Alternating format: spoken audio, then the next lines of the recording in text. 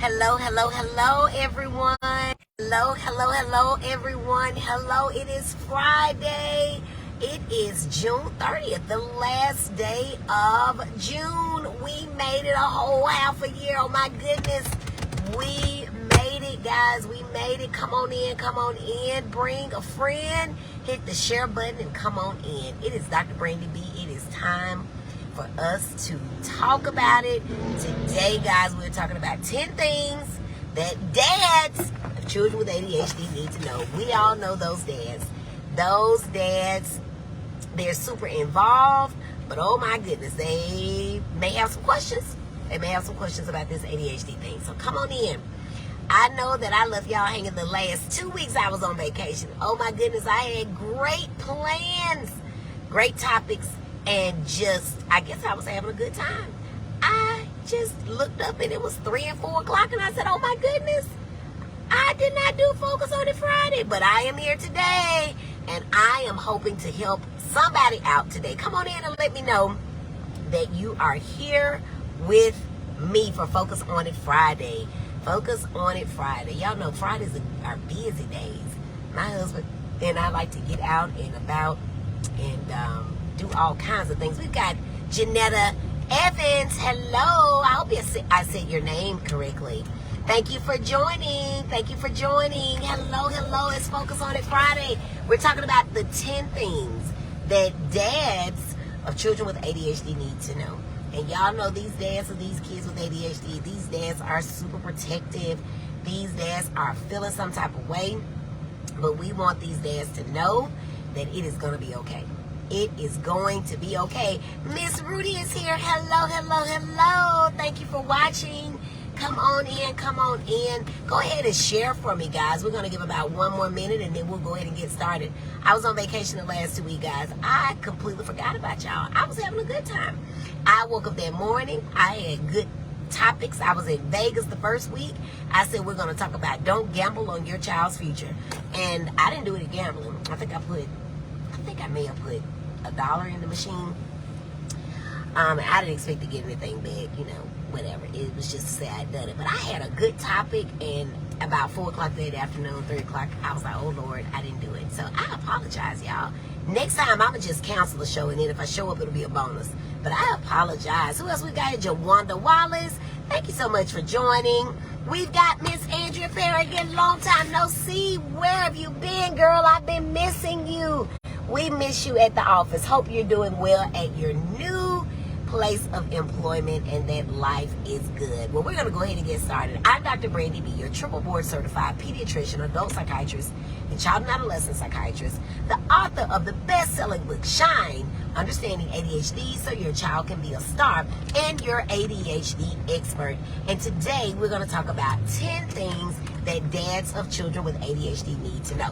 Now, I want you guys to understand that what ADHD is. So ADHD is a neurobiological disorder. It's a neurobehavioral disorder, which means that it's neurologic. These kids are born with it, right? Now, there are some things that can happen that would make your brain structure change such that you would have symptoms of ADHD. But by and large, people are born with ADHD. We know that it runs in families. We know that if we're looking at a child who has ADHD, that about 40% of their dads are going to have had ADHD. We know that if we're looking at a child with ADHD, about 30% of those moms are going to have ADHD. So it's only obvious that if both your parents have it, then yeah, there's probably going to be a strong likelihood that you have it as well. We also know that ADHD is seen among siblings. So if your brother has it, your sister has it, then you probably got it too. So when we're looking at a child with ADHD, I'm already looking at this child and I'm going, one of those parents probably have it and has it. And statistically, it is probably going to be the dad. Now, what is ADHD? It is comprised of one of 3 types. You can have either the predominantly inattentive presentation, just the one they call, hopefully she got it. Predominantly inattentive presentation, predominantly hyperactive impulsive presentation, and it could also be the combined presentation. Your predominantly inattentive symptoms are going to be losing things, forgetting things, being easily distracted, procrastinating, rushing, making careless mistakes, not paying attention to details, not responding when one is called. Your hyperactive impulsive symptoms can be being talkative, loud, blurting, interrupting, not staying seated, fidgeting, not staying on task, not completing tasks. Acting as if driven by a motor, always on the go. Those are your hyperactive impulsive symptoms. And then the combined are obviously when you have both. So now that we know what ADHD is, let's talk about what we want dads to know. But let's see. Miss Tracy Dugan. Hold on. Let me see if I can open up the entire message. Says, I fought my ADHD through the help of micro_Frank on Instagram. After suffering from it for 15 years, he's highly recommended. Now my whole life feels new again. Well, perfect. I'm not familiar with this person, but I'm glad that you were able to get some help, because ADHD certainly can be disabling and debilitating, and it is nothing to play with. So I'm glad that you were able to get some help for it. Now, these are the top 10 things we want dads to know, because inevitably, moms will come in and they'll say, well, my husband or his dad or her dad, they just are not on board. So we want to talk about number 10.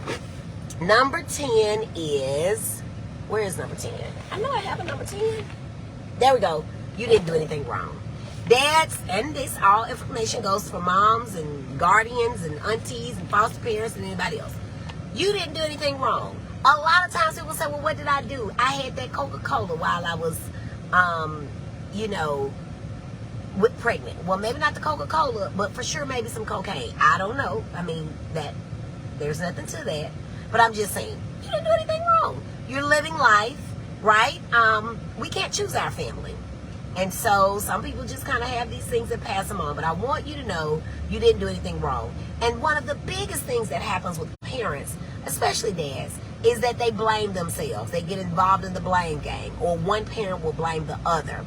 And so we get into these feelings of insecurity, inadequacy, because the person feels that they've done something wrong. So I want you to know, dads, I want you to know, moms, that you didn't do anything wrong. Your child has ADHD. We're going to deal with it. We're going to treat it. We're going to move on.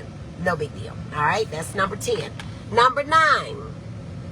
His behaviors cannot be explained by, quote, he's just a boy. A lot of times dads say, he's just a boy. Well, all boys don't do the things that your boy is doing. All things don't do the things that your girl is doing. All right? If your child cannot stay seated, if your child is a disruption to the classroom, if your child is loud and interrupting while other students are trying to pay attention, that is not something that we would explain with just being a boy. He's just a boy. There is something more to it. And if you've listened to me for a while, or if this is your first time listening to me, I want you to understand that teachers are really good at recognizing ADHD. No, they can't diagnose it. They are not equipped to do that. I know more than I am to be teaching anybody. But, in a school setting. But I educate folks all the time. But teachers recognize when students behave differently than other ones. And so they know when one of these kids is not like the other ones. And so that is when they are going to reach out and say, hey, we are having some problems in the classroom, and we've got to believe them. So some of these behaviors cannot simply be explained by he's just a boy. And we have to trust our teachers and believe them when they say that. All right, that's number 9. Number 8, success in the classroom does not rule out ADHD. So remember, ADHD and intellect, or how smart you are, have nothing to do with each other. You can be super smart, have all the great sense and intelligence in the world, but if you cannot put it on the paper, then nobody will know. So really what we have to do is make sure that we're helping our kids to succeed in the classroom, and also to understand that if they're succeeding today, it doesn't mean they don't have ADHD. It may mean that they're taking longer to get their work done, and so they still get the 88%, but really they're a 100% type of kid, but they're only able to get a little bit of it done, and so they get the 88. And so you might be saying, well, we'll take an 88 any day, but if it took them 12 hours to get their assignments done when it took everybody else 1 hour, then that's 11 hours that your child spent there doing that work, with you fussing at them, with them feeling inadequate, with everybody getting upset and angry because they were not able to focus and get it done. So keep in mind that ADHD, a child can still have ADHD even if they don't have failing grades. All right, that should be number 8. Yes, number 7. Tough love is unnecessary if you are not treating them, or it's cruel. It's cruel, actually. tough love is cruel. So what do I mean by tough love? Punishing them, right? I had a friend, she said she didn't give her kid a birthday party because he fell out of his chair and he's talking too much in class. Well, talking too much in class usually signifies something else. But now you're punishing that kid and not giving him a birthday party because he's talking too much in class. She went on to list some other things, and I was like, oh my God, this kid has ADHD. But I'm not going to tell her that because that's not my business. We're there to be friends, and we're there to do what we're doing. And if she asks my opinion as a child and adolescent psychiatrist and a pediatrician, what do you think could be going on? And even if she asks the teacher might be able to give her some other hints, then I'd be glad to share that with her. But punishing kids for a medical condition actually is just downright cruel. Now, should kids with ADHD be absolutely without boundaries, without rules, without guidelines? Heck no. They should have responsibilities, they should follow rules, and they should do everything else. But we have to make sure that we are treating them so that they are able to get the things done that we want them to do. All right? So, just to recap, things that I don't want dads to know. Dads of kids with ADHD. You didn't do anything wrong. That's number 10. Number 9, his behaviors or the child's behaviors cannot simply be explained by he's just a boy. Number 8, success in the classroom doesn't rule out ADHD. Number 7, tough love is cruel if you're not treating the symptoms. Number 6, you can't whip it out of him. You cannot whip ADHD out of somebody. I know a kid that was on the football team.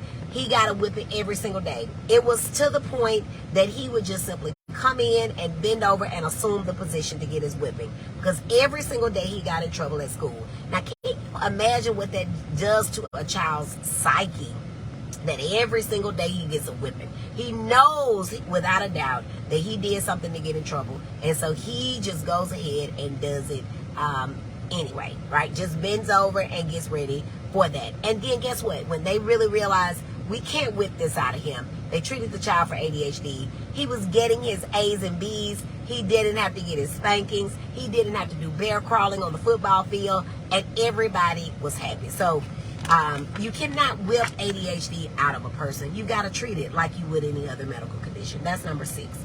Now, number 5, he may not be successful in all aspects of life because he cannot focus. So one of the things that we kind of hone in on are the academics and the educational aspect of ADHD and the impact that ADHD has on grades and academics. But the truth of the matter is that we need to focus in everything that we do. So if your child is not focusing on the football field, if your child is not focusing on the football field, for example, he might not ever be the quarterback. Or if your child is not focusing on the basketball field, he might continue to put baskets into the opponent's goal because he is not paying attention. And so we've got to make sure that we understand that ADHD has more to do than with just purely education and academics. We've got to make sure of that. So that's number 5. All right, number 4. Denial of ADHD can be detrimental to your child's success. And when we're talking about success, we're talking about staying off drugs. We're talking about avoiding teenage pregnancy. We're talking about staying in school because 33% of kids with ADHD will drop out. We're talking about going to college and completing it if that's what they want to do. Because we know that only 5 to 10% of kids who have ADHD that's untreated will complete college. We're talking about not getting into car accidents. We're talking about being able to maintain friendships. We're talking about being able to maintain a job when they grow up. So if we are in denial and we deny our children treatment, then we are denying them the best life. Everybody talks about now living my best life. Well, I guess best is really relative because my best life and each of yours that are watching may be different. But we want our kid to live the best life that is for them. And I'm convinced that if you have ADHD and it is not treated, then indeed it is not the very best life that you can live. And I guess you won't know that. And some people say you don't know what you're missing. But my, when I treat adults and they tell me the only thing they hate about getting treatment as an adult, 30, 40, 50, 60 years old, is that they wish they had done it sooner, earlier, when they were much younger. I know that there's not 100% truth to the statement, you don't know what you're missing in all cases. All right, so that should have been number 5. No, that was number 4. Denial can be detrimental to a child's success. Number 3. He's not perfect, so stop treating him like he is. In fact, believe it or not, no one is perfect. We all make mistakes. We're all learning. We're all growing. Life is a big ball of, I made a mistake. I'm going to try again and get it right the next time. We just pray that the mistakes aren't so huge that they cause someone to be damaged, hurt, or even killed, right? We pray that our mistake isn't so huge that we don't end up getting put out of school, permanently expelled, or even suspended. So we have to remember that we have to exercise patience with our children who have ADHD, because they'll need it. You're going to need some patience, because they're going to be all over the place. They're going to be screaming. They're going to be hollering, running, jumping, flipping, doing all those things. And you're going to want to, almost catch a case. But we have to realize that they're not perfect, with or without medicine. Again, no one is, including us as parents. But we have to make sure that we remember that our children with ADHD are not perfect. And that is why, again, I'll just say right here, why it's so important to actually name diagnoses. So often parents will say, well, I don't want my child labeled. The truth of the matter is that they're already labeled. They're already labeled. The teachers are calling your kids things like bad, disrespectful, disruptive. They're saying things like he's dishonest, he's a thief, he's a kleptomaniac. Because guess what? These kids are so impulsive that sometimes they'll just pick stuff up off the teacher's desk that they don't even want or need. And you ask them, why did you want a pink tulip tutu wearing pencil, and you don't even like the color pink, you don't like tulips, and you don't like tutus? And they're like, I don't know, I forgot. Okay, so the impulsivity still will follow them throughout life, and they will end up with all these labels that the teachers will give them anyway, when in fact you were trying to avoid a label, right? A label that if you would have accepted and actually acknowledged and treated, the kid wouldn't have any problems at all. Any problems at all. All right? Number 2, dads often will say, well, I made it and nobody treated me. I turned out all right. And I asked them, did you reach your full potential? And immediately they all say nothing and bow their heads. Why? Because the answer is often that they did it. Yeah, there's levels to success, right? There are people that are much more successful than I am. And then there are people who are much smarter than I am who couldn't even make it, through college, out of high school. Why? If you have something that keeps you from focusing, something that keeps you off task, then it's going to be easy to take the easy way out. That's what they consider it, the easy way out. The way that would lead you to just give up, to drop out, and to move on. And say you're going to get your GED, and I've heard that the GED is not exactly an easy thing to pass. So then what happens? You end up without a college, without a high school diploma, without a GED, and you're just out here trying to make it. So when dads say to me, I made it, he can too. One of the things that I have found about all of my friend groups of parents is that we all want things better for our kids. We want things easier for our kids. We want things bigger and better for our kids, sometimes to a fault. But by and large, there is no way in the world that if I struggle doing something, I am going to say, make my children struggle too. Absolutely not. Now, do I want them to learn the beauty and the benefit of hard work? 100%. But does that mean that if I grew up without a car and I walked uphill to school both ways, that I want to make them do that while we have a car? Probably not. Probably not, because nothing about the world that I grew up in is very little is the same as what they're growing up in too. So some of our neighborhoods may not be safe enough for our kids to walk uphill both ways. I don't know. But the point is that just because you struggled and you made it to some mid-level, a level of existence where you don't have to get loans from the payday place, doesn't mean that your kids necessarily need to do that too. If there is a way that can help them to elevate quicker and easier, see about helping them to do that. All right? That was number 2. And number 1, for dads who have children with ADHD, that I want you to know is treat yourself. Most of these dads, honestly, when it comes down to it, when they look at their children with ADHD, It is a reflection of what it was that they experienced growing up. And for some of them, it's just too much to face. It's too much to face. They are just so upset. They're mad at their own parents because they didn't recognize it, or some of them did and refused to treat them. They are frustrated because they have this child and they're like, oh my God, I gave this to my child. They just don't know what to do. But I promise you, Dad, it's okay to go and be treated for ADHD if everything that I've ever said, because you've been listening, you listen to my videos, and so you know that child has it, and Lord have mercy, I do too. So what I want you to do is go ahead and get yourself treated. Even if you're 30, 40, 50, 60, 70, or 80, it doesn't matter.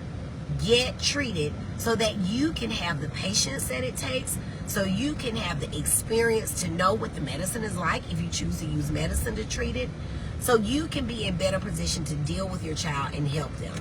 I say all the time, raising a kid in 2023, I mean, I don't know anything about raising a kid in any other decade, right? This is all I've ever had. I've only been doing this for 8 years, right? So I'm kind of still new on the job.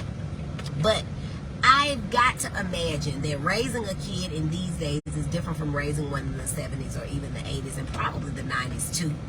And so we have to make sure that we set our kids up.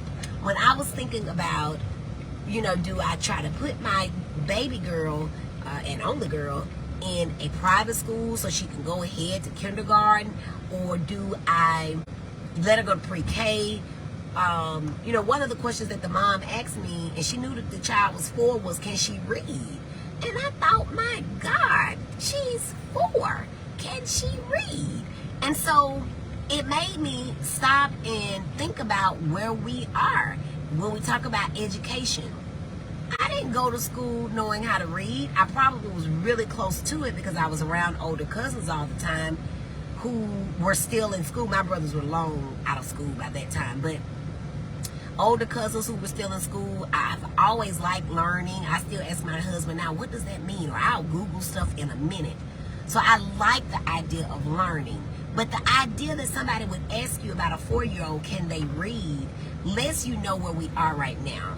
And so I want you all to understand that kids will fail these grades. These schools will fail you.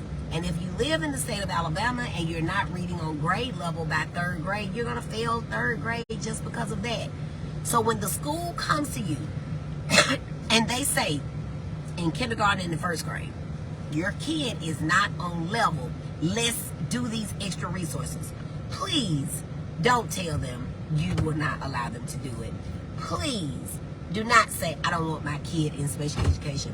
Please do not say, I don't want y'all labeling my child. Because if you don't allow it, and if they get to 3rd grade and they're not reading on level, then the label that we're going to call them is a repeat, or whatever else they call these kids when they repeat a grade. Because that is what the educational system has said. The governor, I believe, Miss Kay Ivey, has said, if you are not reading on grade level by 3rd grade, you're going to repeat. And so many of the children who have ADHD also have learning disorders, namely reading and math. Oftentimes, the girls will have trouble with math, boys with reading, right? So don't let this happen to your kid. If you are a dad or a mom, a grandma, a preacher, if you're in the pulpit and you're telling people to not go see a psychiatrist, oh Lord, have mercy. Do better. Do better, because your parishioners are sad, they are struggling, they need help, and they need somebody who can say to them honestly, please go and seek help. If you want more information about ADHD, of course, I have my book, Shine, Understanding ADHD So Your Child Can Be a Star. You can get that at www.adhdbook.shop. ShineADHDbook.shop. I don't know what I said, but it's www.shineadhdbook.shop. It's just $20, I think, right now, because I said this the last time, but I never went and changed it. I think it's still up for either 17 or 15, because I've not changed it. So go ahead and grab that, and I can mail that out to you with a signed copy. I'm glad you're here watching Focus on It Friday. Please share this video. There's a man in your life and he may be refusing that baby treatment, and that baby is suffering. Had a mom say to me yesterday, I'm sorry, I'm trying to get my hands right. Had a mom say to me yesterday, oh, well, I can handle him on the weekends, and I can handle him after school, but I want you to understand that it's not about what you can handle. It's good if you can handle him, but what I want you, subtle promotion while no, we are not dragging these, Dr. Leah, we are not dragging these dads, because sometimes it's the mamas. We are just trying to get these dads to understand what it is that we need them to do. We need them to quit tripping. We need them to quit tripping. They are holding up progress of the whole family sometimes because they're not allowing that baby to be treated. But back to my point, the moms will say, I can handle them on the weekends, but I want you to understand that it's not about what you can handle. I want you to understand that ADHD does not feel good. Can you imagine that everything that you did in life, everything you did, someone had to say, why did you do that? Didn't you imagine that? Don't you remember when you did that the last time? Didn't you know that if you did that, such and such would happen? What's wrong with you? Why did you do that? Why did you do this? Why did you forget to take out the trash? It's always a bunch of why did you and why didn't you, until eventually I've had several adults to tell me, even one, and maybe about 2 months ago, I went over a text message that a dad sent me who was a physician. He said he just thought he was slow to catch on to stuff. You're not slow to catch on to stuff. You have ADHD, right? It would be like somebody saying, oh, my sugar just acts up. Your sugar doesn't just act up all on its own. You have diabetes. There's treatment for it. People are living a long time and they're eating whatever they want to as long as they're being reasonable and responsible. So it's the same way with ADHD. Dads, number 10, this is what I want you to know. I want you to know, we're not bashing dads. I had a dad and I love my dad, and I have a husband and I love him, and I loved all the dads out there. We love dads. We don't bash dads over here on Focus on Friday. But we educate everybody. Y'all know I am an equal opportunity. I will wear you out. And today, it just happens to be dad. But we're not passionate. So, number 10, dads, you didn't do anything wrong. That baby has ADHD. Okay, we're moving on. Number 9, this baby's behaviors cannot just simply be explained by he's a boy. I see boys all the time. Other boys don't act like the way yours is acting. This cannot be explained by he's just a boy. Number 8. Success in the classroom does not rule out ADHD. So in other words, your kid could get good grades and still have ADHD. What you want to look at is, does it take your child longer than it takes other children to get what they're getting? And do they struggle? Do they have challenges? Unnecessary. You know the child is smart, but the child just sometimes cannot catch on. That's what we want to know. Number 7, tough love is cruel if you're not treating ADHD. And to go with that, number 6, you cannot whip ADHD out of a child. You just can't do it. You will beat yourself till you look like a Smurf, and that child will still have ADHD. Along those same lines, let that baby have some candy every once in a while, because sugar has nothing to do with ADHD. Now, I know somebody said, well, Dr. Brandon be wrong right there, because I swear every time I give them a Mountain Dew. Okay, well, that's caffeine. It can be a stimulant. It can wear them up. It can keep them up. But by and large, you are not taking out ADHD by refusing a child some sugar. All right? Number 5, he may not be successful in many other areas outside of academics because of the ADHD. Sports is one of them. Kid may not be excelling in sport because they're not paying attention. That's why you want your child to be the pitcher, but your child will never be the pitcher, because over in the outfield, he's gotten hit on the head 3 times because he was not paying attention. He was picking up daffodils, and so that's all he's going to ever be, is in the outfield or in the dugout. That's it. Number 4, denial can be detrimental to your child's success. And we've already talked about that. Number 3, he's not perfect. No one is. Quit putting expectations on these kids that you know you couldn't even live up to. You weren't an A honor roll student. Why you got your child over here stressed out about A's and you won't help him? The child may be an A student, but they need a little bit of help to stay in the classroom, because every time they call you to pick them up, they're missing out on instruction time. Or every time he's getting suspended, he's missing out on instruction time. So you can't be at home and in the classroom and getting what you need to make the grade. So remember, the child is not perfect. And then number 2, sure, you made it, and we're going to give you a cookie. Y'all know I give out cookies over here all the time for people that say stuff like, well, I made it, but you struggled, and you're doing, average at best, but you are a stellar type of human being, and you're just doing average because you can't stay on a job long enough, because you walk out, you storm out, you cuss people out, all the outs. And so if you don't want that for your child, go ahead and get them some treatment. And then the number one thing I want dads to know about ADHD is to make sure that you treat your own. Remember the astounding statistic that if you're looking at a child with ADHD, 40% chance that he got it from dad. So dad, don't be mad at that baby. That baby is simply a reflection of you. All right, y'all, that's all I got. If y'all don't have any questions, then I am going to let you all go. Again, if you came in late, I apologize for the last 2 weeks. I was vacationing, guys. I had good topics set up, and I looked up and it was 3 and 4 o'clock. I was living La Vida Loca. I didn't have kids the first week, and I didn't have kids, husband, or anybody else the weeks after that. And so it was just kind of fun to be a human being without responsibility for other people. You don't realize how much other people ask you for stuff until you're not around those people. So it was fun. And I'm back. No more vacationing for a couple of weeks. I think I'm trying to strike up something now with my husband. I'll let y'all know. But anyway, y'all know how to find me over here. Share this video with the dads in your life, the men in your life. Also, don't forget the book. You know, you want a copy of it. I was at a conference last week, and a lady in Selma, Alabama, a pediatrician, she said, "I know you. You're Brandy Bowling." Y'all, I just felt all special and like a superstar, the superstar that I am. I'm out here shining. She said, "I use your book in my practice all the time." So the book really is good. Other pediatricians, I'm going to say pediatrician recommended and preferred now. But anyway, I will see you all next week. Y'all stay safe and stay cool. It is super hot outside, y'all. I don't like outside anyway, but I'm really going to try to work on this outside thing because I have kids and they're in sports, and they seem to like sports, and they're going to be doing it. But y'all, if you see me at the sporting activity, don't laugh. I'm going to have the biggest brim hat on that they make. I swear. I don't want to be hot. I don't want to sweat. I don't even want people that close to me. But I'm going because those are my babies and I love them. But anyway, I will see you all next week. Take care of yourself. Love on each other. Tell somebody it's okay. Whatever it is, it's okay. And if it's not okay, it's going to be okay if we just hang in there. I'm Dr. Brandy B, your triple board certified pediatrician, adult psychiatrist, and child and adolescent psychiatrist. Through my Facebook live stream, Focus on It Friday, I help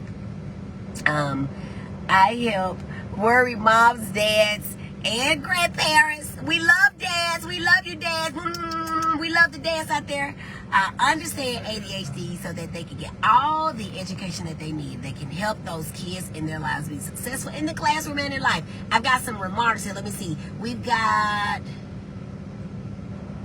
I thought I saw something. Hello, Dr. B says Patricia Pruitt. Hello.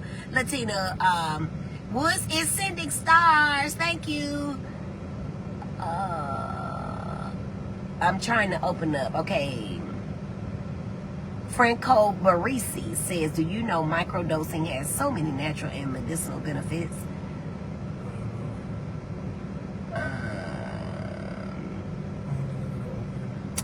I'm not really sure what you're saying there, but I'm glad that's worked for you guys. That is not anything I'm promoting. Dr. Leah says, "Had me on click and refresh for, oh Lord, for 4 hours." Dr. Leah, I'm so sorry, girl. I forgot about y'all. That means I was having fun, because usually when I'm just around the city being lame, I never forget. But I completely forgot. I was in Vegas, and at that Vegas week, I had my topic picked out: don't gamble on your child's future. And looked up, and I had gambled on y'all. I'm sorry. I am so sorry. Miss Sandra Keith, my favorite doctor. Hello, hello, hello. All right, let's see what else we got. Mama says, always good information. Hello, Mama. My cousin Brandon. Hello, Brandon. Madison, Alabama is fun. I should stop by. It is. Y'all got some good shopping up there, too. I'm going to have to come on up that way. All right, guys. Y'all stay cool. I will see you all next week. If you need me, holler at me. Talk to y'all later. Bye.